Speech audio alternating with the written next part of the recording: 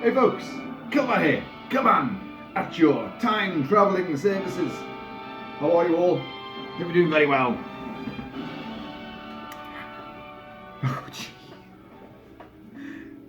Young Mr. Kentucky Fudge, and what have you come as today?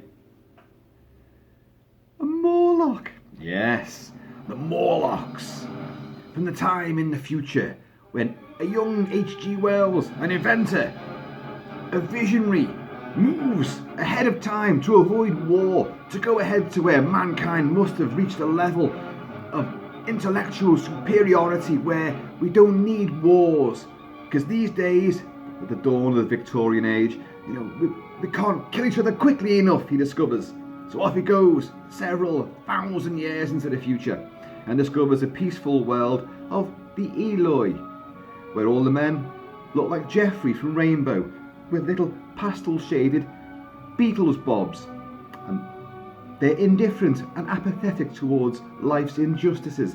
They just picnic and party and eat and make merry. But when someone is drowning, they don't care because it matters not. We have a happy life just existing.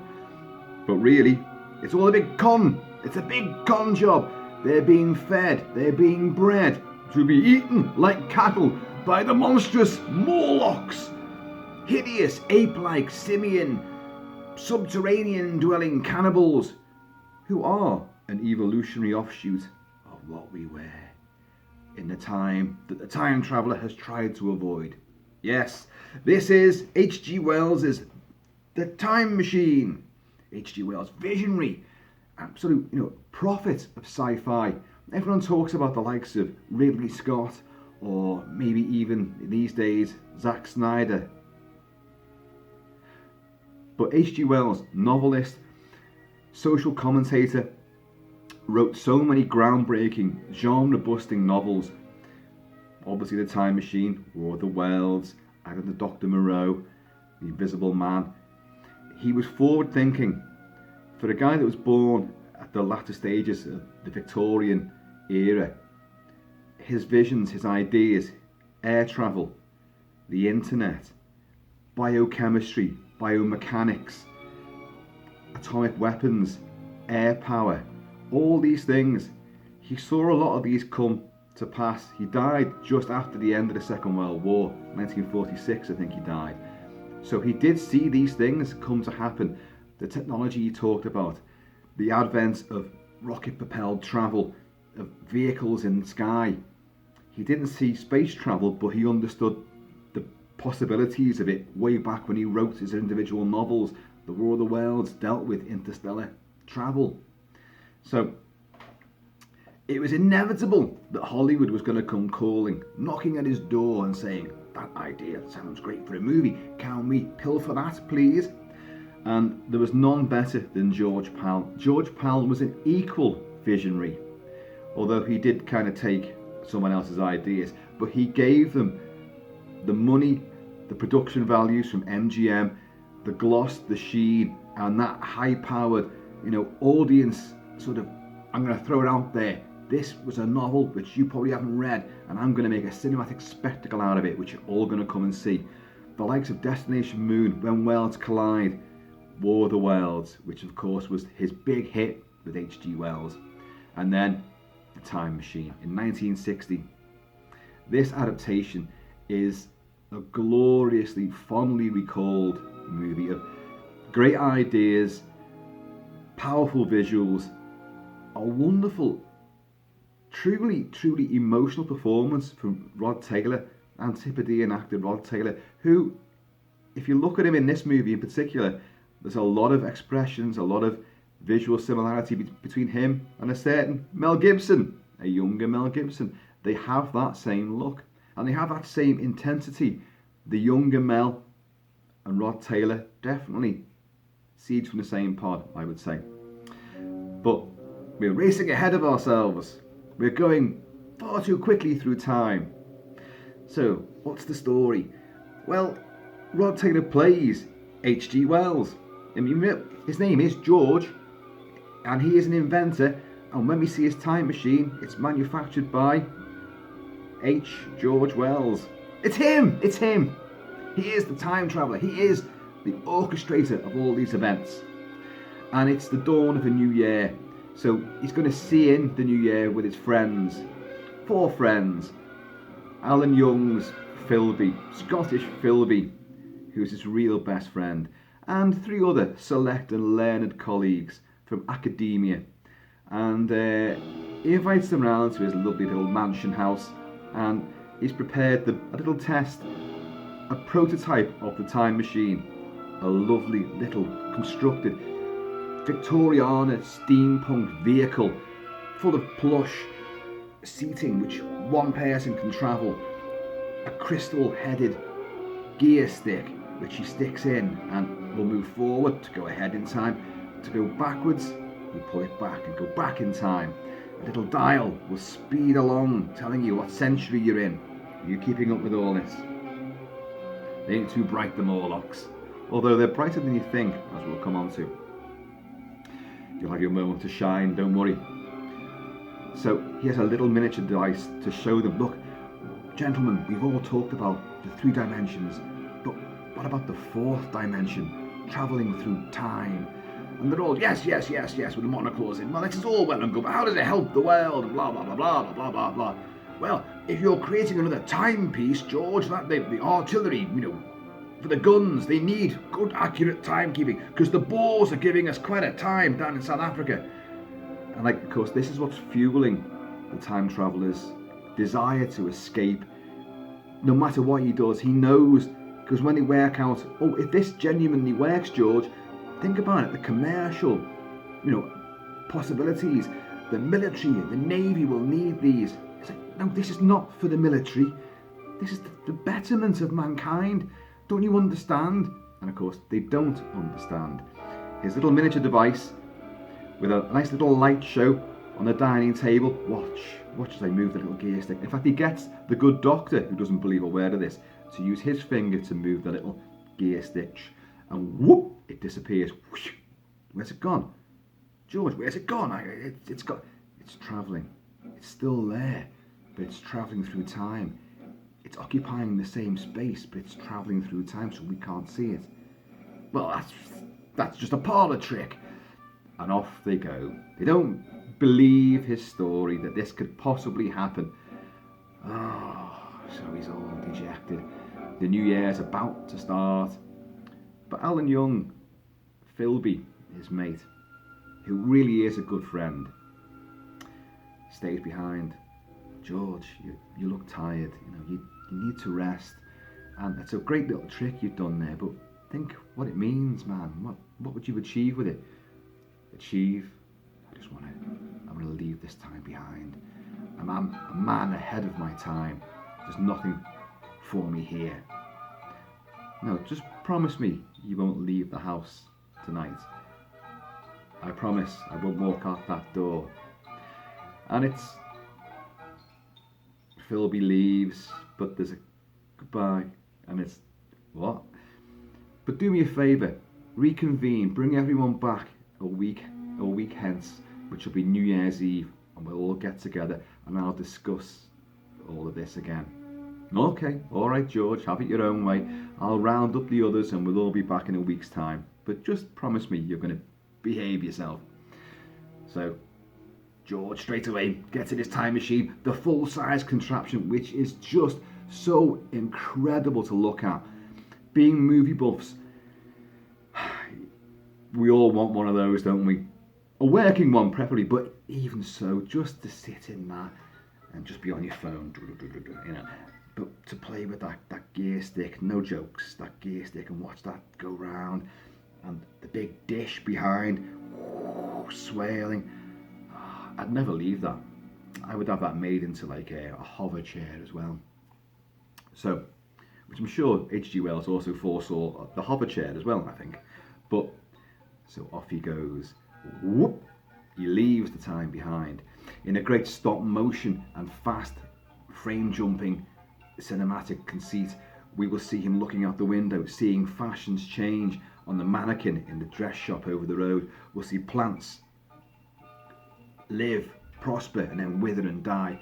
We'll see the clouds and the sun and the moon going over the skylight, night and day changing. We'll see the centuries begin to pass. He will stop many, many years ahead, and he'll encounter his friend again, but it's during a wartime. And like, what war was this? Don't forget, H.G. Wells lived through the First World War and the Second World War, but he wrote about similar world catastrophes before they'd even happened. Remember, visionary, he was seeing ahead. He thought about science, technology, he thought about religion, socio-political trajectories for society, and he foretold many, many things that would take place.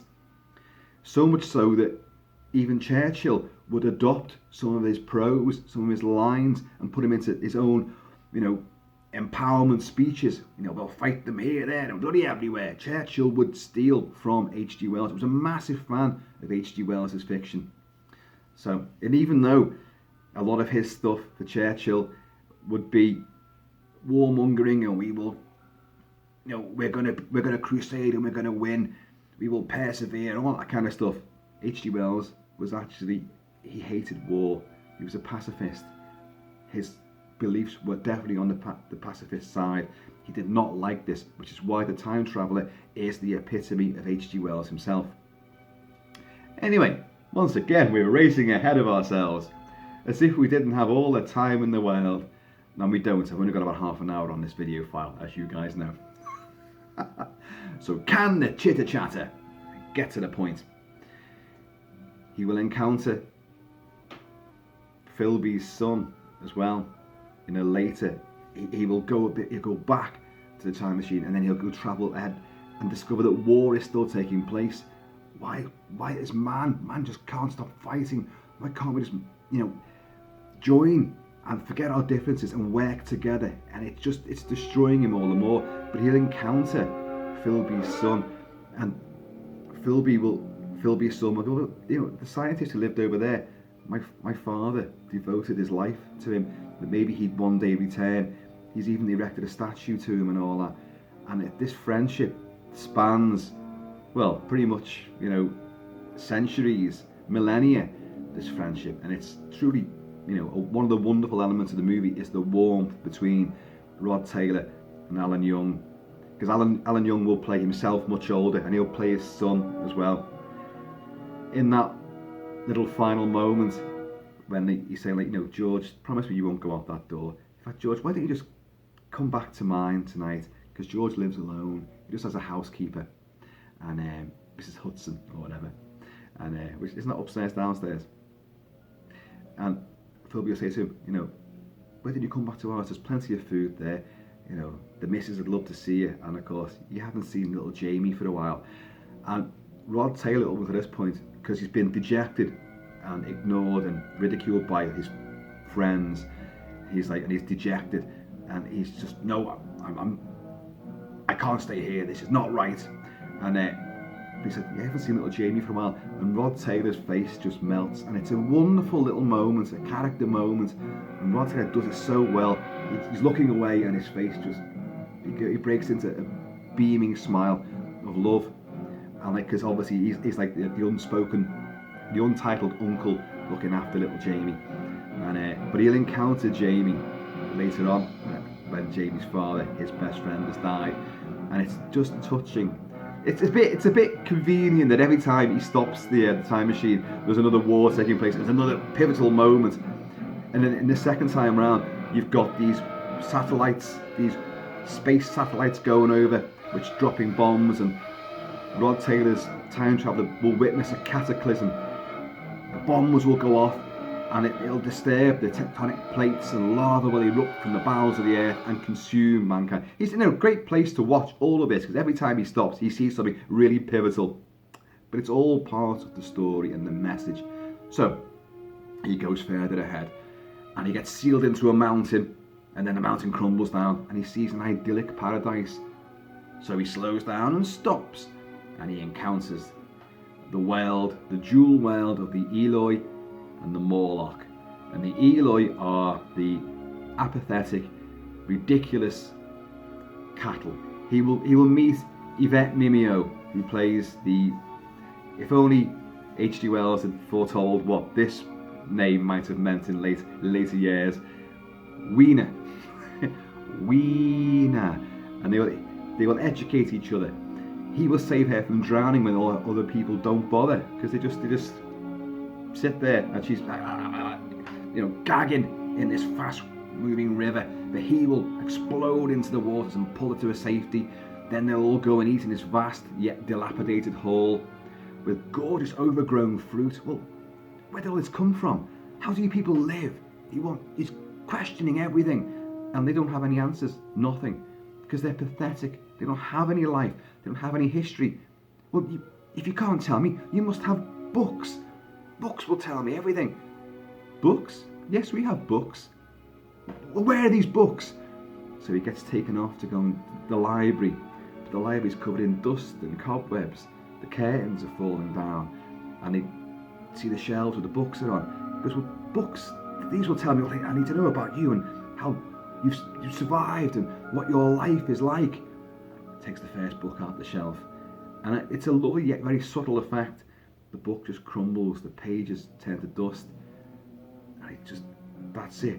And in a great moment, he sweeps an arm along all the books on the shelf, and all the books just turn to powder. It's a wonderful and very simple effect, like that. And he goes, yes, these have taught me all I need to know about you people, because they're just pathetic. They're pathetic. They've got no history. They don't listen. They don't learn. They just exist to play and to party and to make love. And all of a sudden you begin to think, well, what's your problem? George, get with it. This sounds like paradise. But paradise always has a serpent lurking in it. And the serpent this time around is a race of people that look just a bit like this.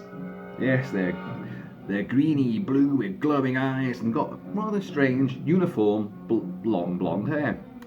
And these are the Morlocks, who live below ground. And as I said before, they are basically harvesting the Eloi, because these are cannibals. George will learn about these. Wiener, played by Yvette Mimieux from The Black Hole and other movies, who is absolutely drop dead gorgeous and very naive and pretty, and I'd travel through time for her, certainly. And she tells him about the talking rings. Oh, the talking rings. And what are they? I'll show you them. The talking rings. And they are, as the name suggests, golden rings, which you can spin around, and for the duration of their spin, they will speak. A voice, a mellifluous newsreader voice, will come across and tell George everything he needs to know about how the world moved on. The war between East and West, again foretold by H.G. Wells, lasted for millennia. But in the end, they realised there's hardly anyone left to do any fighting, and they destroyed the planet. There's nothing worth fighting for. So they make their peace, but some part of the race decides to live topside in what little bit of sun they can get throughout the poison gas cloud which they've created. And the others go beneath the surface to try and find a new life away from the sunlight. So you've seen how the two races have evolved. The peace-loving, apathetic Eloi above ground, and now the gas cloud is gone and nature's returned. But the powerful Morlocks have transformed as well down below. Now, in the book, what this is, the Eloi are actually supposed to be the middle classes, the middle to capitalist ruling classes, how they've transformed. This is what H.G. Wells saw. And the Morlocks are actually, it's basically you and me, guys. The menials, the working class, the slaves, the subjugated race.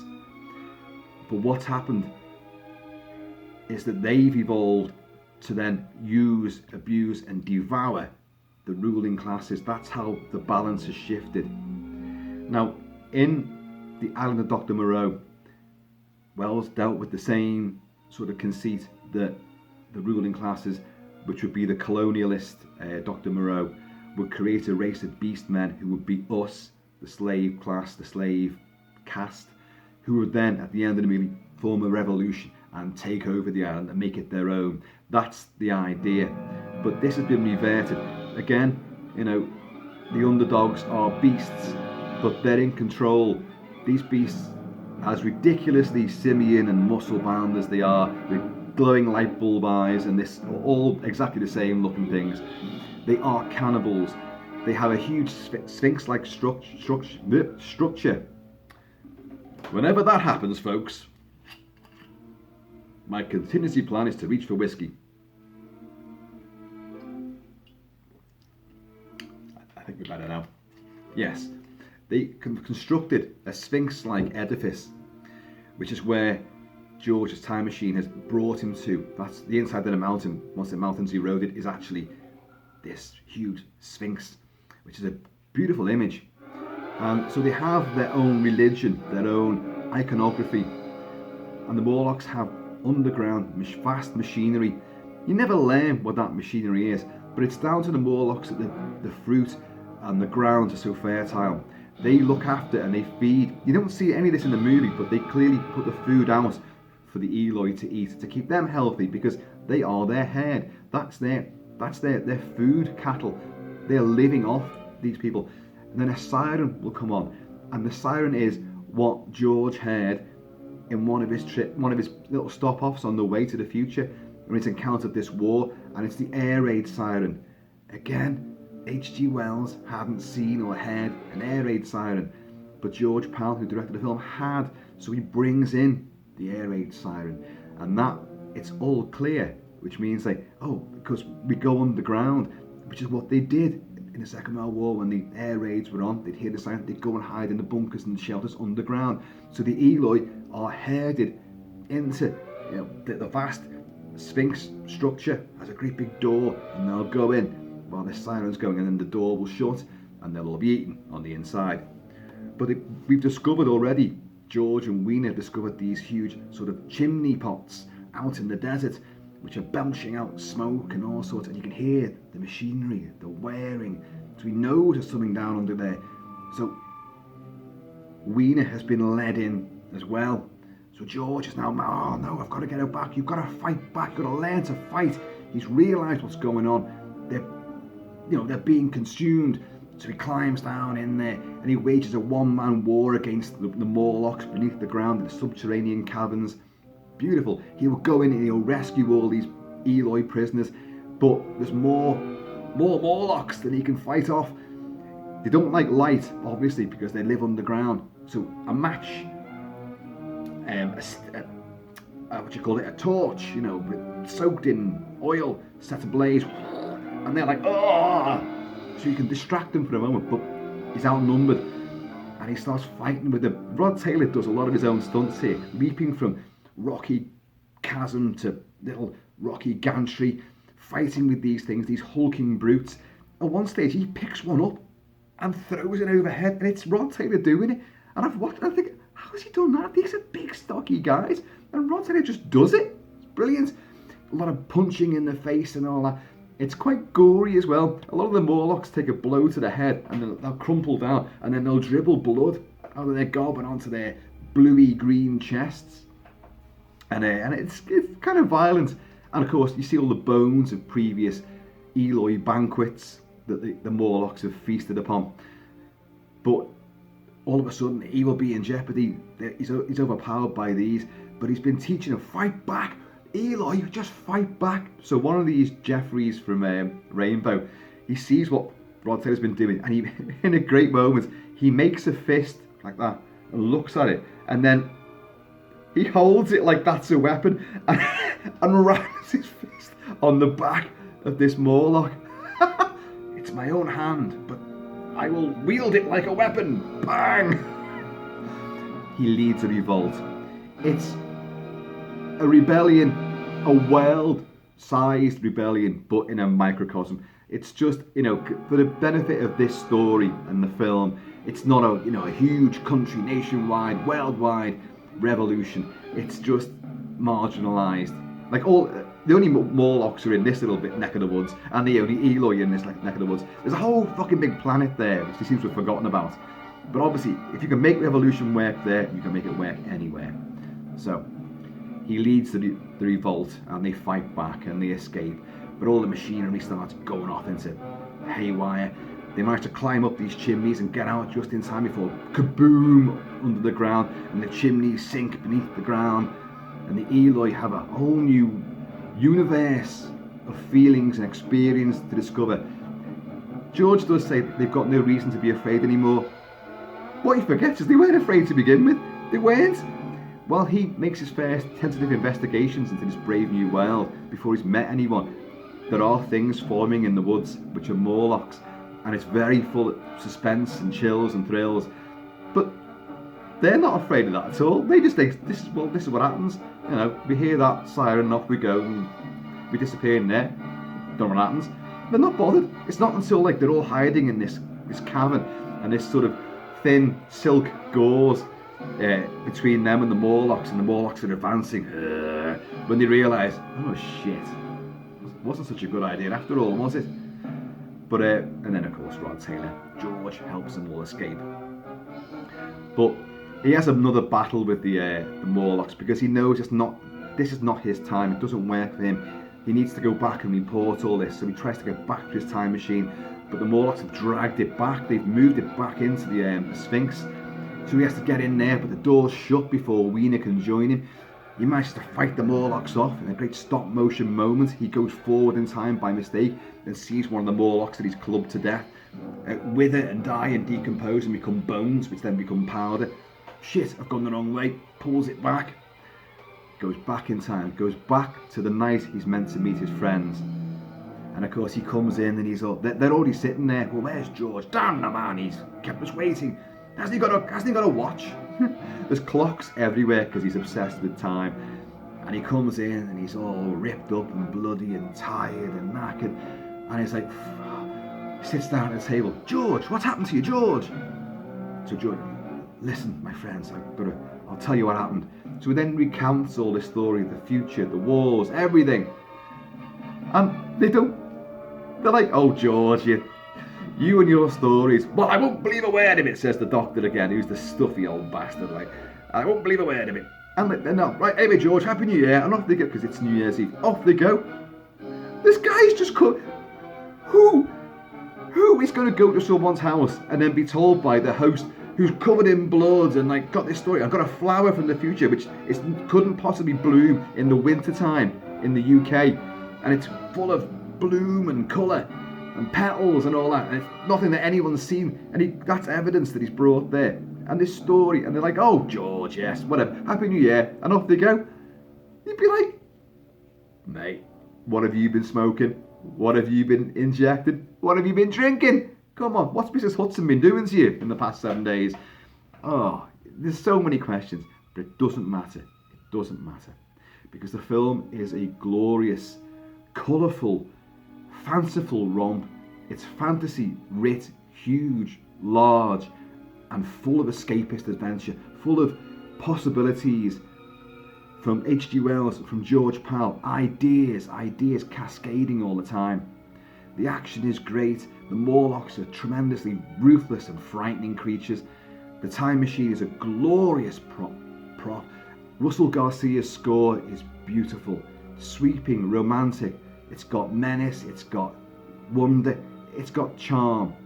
And that relationship between George and Philby, the two best friends.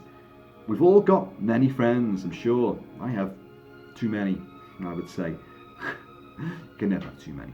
But you can only count one or two best friends amongst that. The rest are good friends.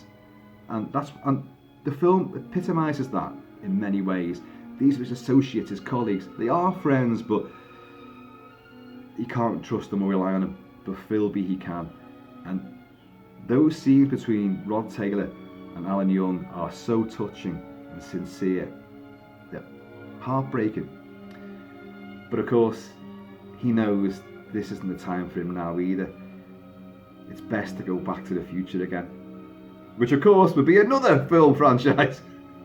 So off he goes back to go and see Weena, to live out the rest of his life in this brave new paradise that he's helped to create. And Alan Young, Philby realises this and runs back into the house, and he hears the noise, and he and Mrs. Hudson go out and they see the drag marks where clearly the time machine was out there, and Philby works it out. Yes, he said the Morlocks dragged it back inside, so That's for the drag marks there. Wiener must have stood there.